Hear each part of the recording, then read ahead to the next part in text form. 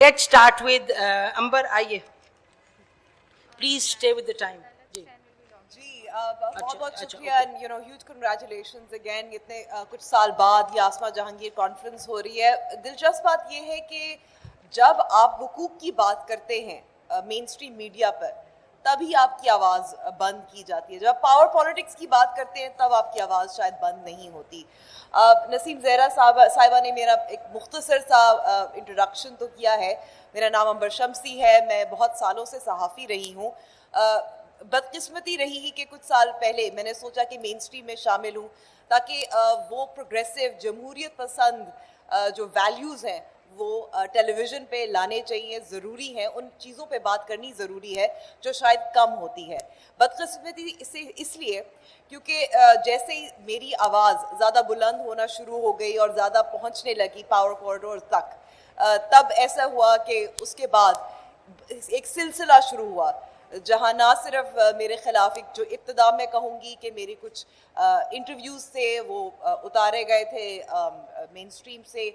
इसके अलावा मेरे प्रोड्यूसर हैं असद अली तूर, जिसको आप शायद मुझसे ज़्यादा बेहतर जानते हैं, उन पर केसेस भी हुए, उन पर हमला भी हुआ. इसके अलावा फिर हमें कहा गया कि बस बहुत हो गया, अब आप टेलीविज़न से चली जाएं. मैं कहूँगी कि एक तरह से मैं शुक्रगुजार भी हूँ.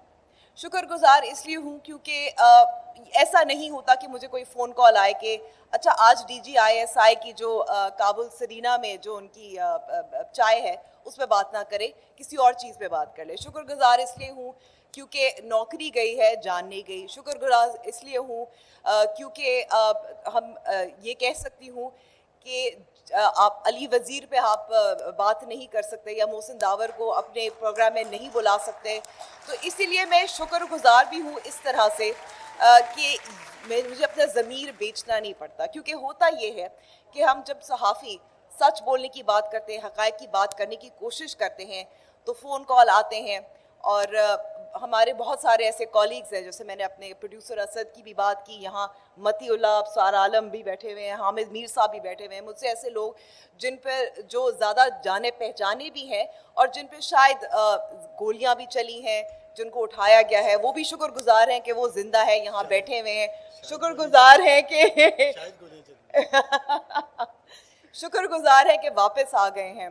क्योंकि ऐसे भी बहुत सारे सहाफ़ी हैं जिनके नाम शायद हम कम जानते हो, लेते ना हो, जो शायद पेरिफ्रीज में करते हैं काम, जो छोटे सूबों में काम करते हैं, जिनके नाम हम जानते नहीं हैं, जो अपनी जान उनकी चली जाती है या वो वापस नहीं आते या उनको मौका नहीं मिलता या उनकी आवाज़ लोगों तक नहीं पहुंचती.